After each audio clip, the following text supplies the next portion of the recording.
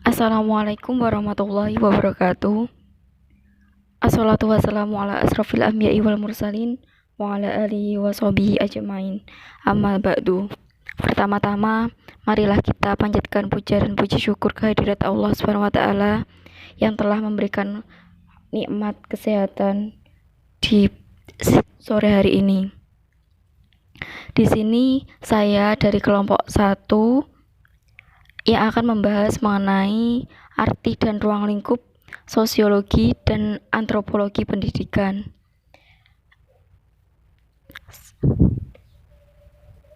Di sini saya Novi Eka Arifin Tias bersama Nurlaili Subaidah dan Mustaqbidin. Pertama, saya akan membahas mengenai pengertian sosiologi. Secara bahasa, secara etimologi, sosiologi berasal dari bahasa Latin yaitu socius yang berarti kawan, sedangkan logos berarti ilmu pengetahuan.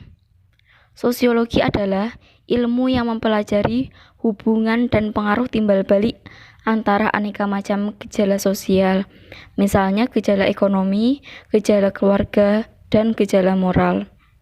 Secara istilah, sosiologi adalah ilmu yang mempelajari hubungan dan pengaruh timbal balik antara gejala sosial dengan gejala non-sosial yang dialami manusia di dalam masyarakat. Sosiologi menurut para ahli. Yang pertama, menurut Muhammad Ali. Menurut Muhammad Ali, dalam Kamus Lengkap Bahasa Indonesia, sosiologi ialah ilmu yang mempelajari sifat dan keadaan pertumbuhan masyarakat, kehidupan manusia dalam masyarakat. Yang kedua, menurut Pitiri Sorakan. Menurutnya, sosiologi adalah ilmu yang mempelajari hubungan dan pengaruh timbal balik antara aneka macam gejala sosial, misalnya gejala ekonomi, keluarga, dan gejala moral.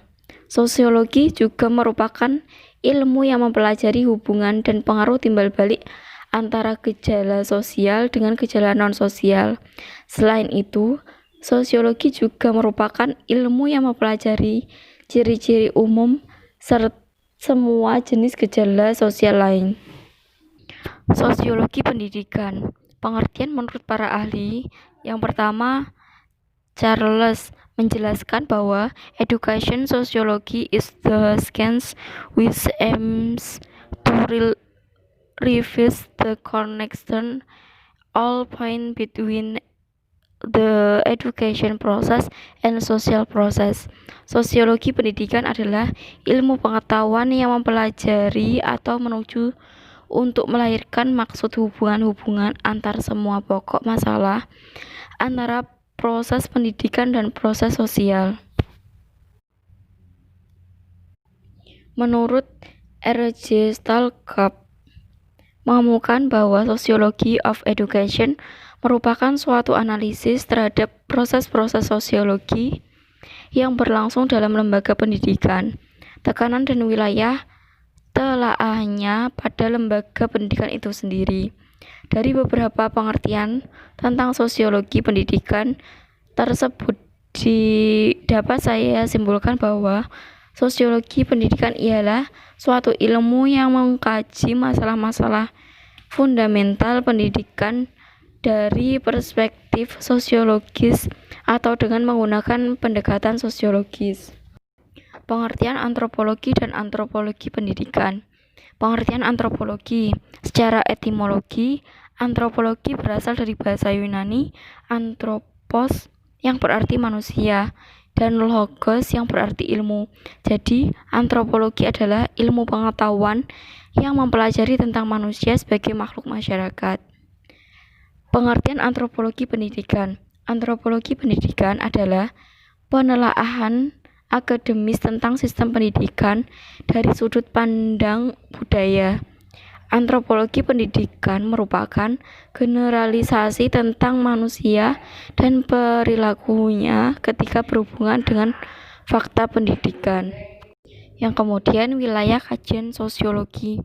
Bidang-bidang kajian sosiologi terus berkembang makin variatif dan menembus batas-batas disiplin ilmu lain. Menurut Horton dan Hahn, mencatat sejumlah bidang kajian sosiologi yang saat ini telah dikenal dan banyak dikembangkan.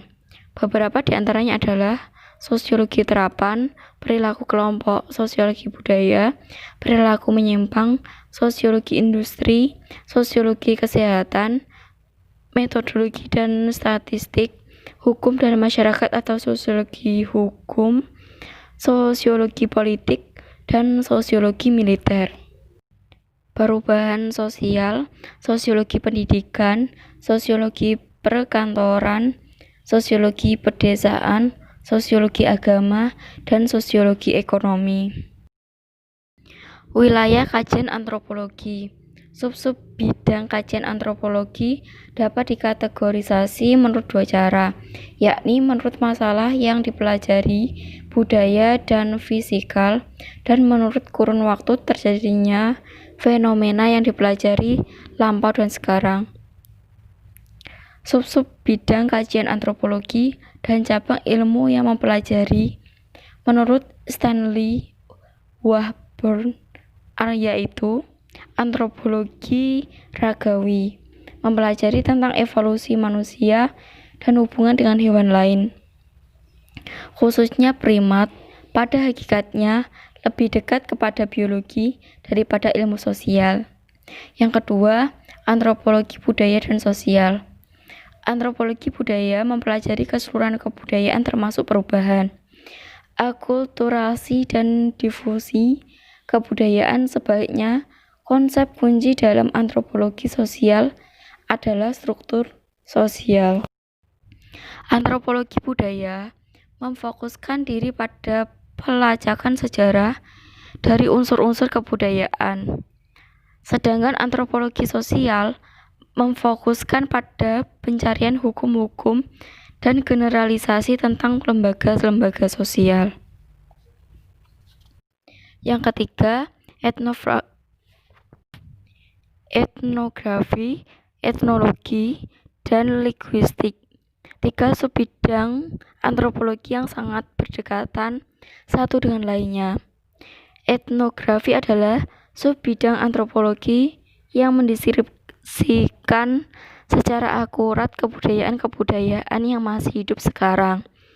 Etnologi menaruh perhatian untuk membanding-bandingkan dan menjelaskan kesamaan dan perbedaan antara sistem kebudayaan. Linguistik dikhususkan untuk mendeskripsikan dan menganalisis bahasa-bahasa yang dipergunakan dalam berbagai kebudayaan.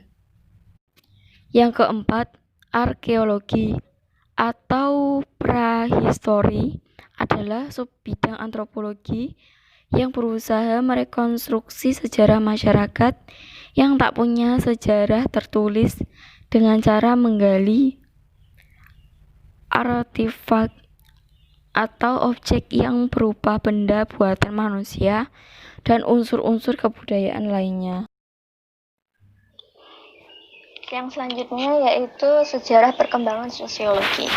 Sosiologi pendidikan berawal dari ilmu sosiologi umum atau sosiologi mikro yang muncul pada abad ke-18. Ilmu sosiologi mulai melepaskan diri dari ilmu filsafat dan berdiri sendiri sejak abad ke-19. Istilah sosiologi pertama kali digunakan oleh Auguste Comte dalam bukunya Cours de philosophie positive. Comte menyarankan penggunaan istilah sosiologi sebagai nama dari suatu disiplin yang pelajari masyarakat secara ilmiah. Dalam hubungan ini, ia begitu yakin bahwa dunia sosial juga berjalan mengikuti hukum-hukum tertentu, sebagaimana halnya dunia fisik atau dunia alam. Comte meyakini dunia sosial juga dipelajari dengan metode yang sama sebagaimana digunakan untuk mempelajari dunia fisik atau kealaman. Bidang kajian sosiologi pendidikan sendiri berangkat dari keinginan para sosiolog untuk menyumbangkan pemikirannya bagi pemecahan masalah pendidikan. Dalam perkembangannya pada tahun 1914, sebanyak 16 lembaga pendidikan menyajikan mata kuliah edukasional sosiologi. Pada periode berikutnya, muncul berbagai buku yang memuat bahasan mengenai edukasional sosiologi, termasuk juga berbagai konsep tentang hubungan antara sosiologi dengan pendidikan. Puluhan tahun pertama, perkembangan sosiologi pendidikan berjalan lamban. Perkembangan signifikan sosiologi pendidikan ditandai dengan diangkatnya Sir Fred Clark sebagai Direktur Pendidikan Tinggi Kependidikan di London pada tahun 1937. Clark menganggap sosiologi mampu menyumbangkan pemikiran bagi bidang pendidikan. Sehubungan dengan penamaan sosiologi pendidikan, terdapat perdebatan yang cukup tajam tentang penggunaan istilah-istilah yang digunakan, antara lain Sociology Approach to Education, Educational Sociology of Education, atau The Foundation. Pada akhirnya, yang dipilih adalah istilah Sociology of Education, dengan penekanannya pada proses sosiologis yang berlangsung dalam lembaga pendidikan. Lembaga sosiologi di Indonesia diawali hanya sebagai ilmu pembantu belaka.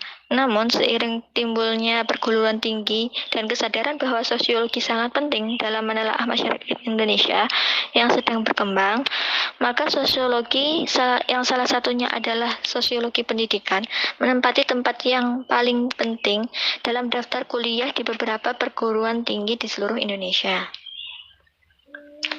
Yang berikutnya yaitu sejarah perkembangan antropologi. Antropologi pendidikan mulai menampakkan dirinya sebagai disiplin ilmu pada pertengahan abad ke-20.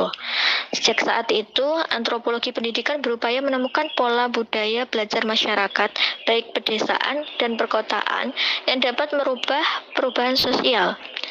Sejarah tentang antropologi pendidikan merupakan bagian dari antropologi.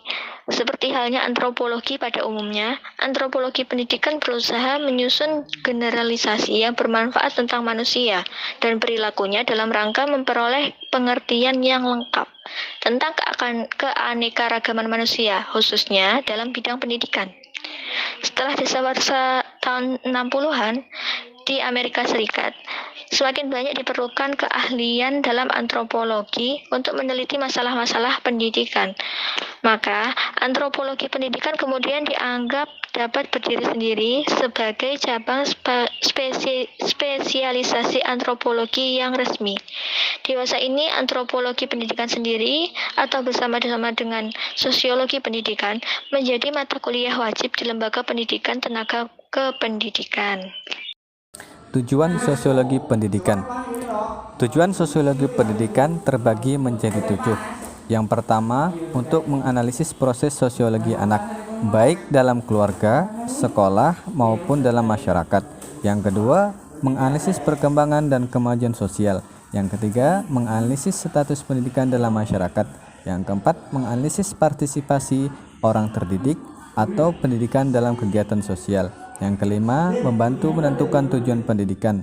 Yang keenam, memberikan pengetahuan kepada pendidik dengan latihan yang efektif dalam bidang sosiologi sehingga dapat memberikan sumbangan solusi kepada masalah pendidikan.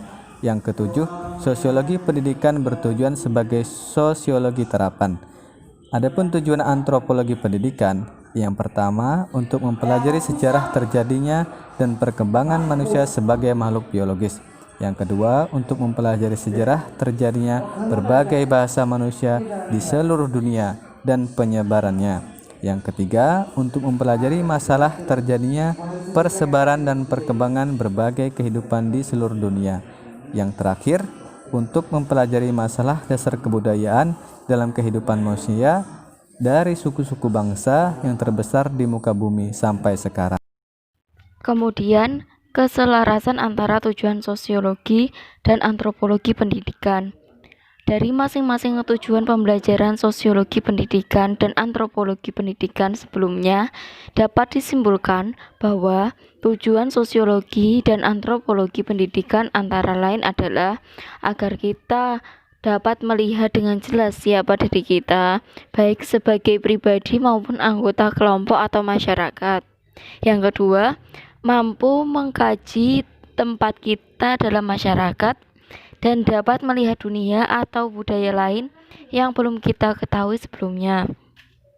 Yang ketiga, semakin memahami norma, tradisi, keyakinan, dan nilai-nilai yang dianut oleh masyarakat lain. Yang keempat, lebih tanggap, kritis, dan rasional menghadapi gejala sosial masyarakat yang makin kompleks. Mungkin hanya itu yang bisa kami sampaikan dari kelompok 1, kurang lebihnya mohon maaf. Wassalamualaikum warahmatullahi wabarakatuh.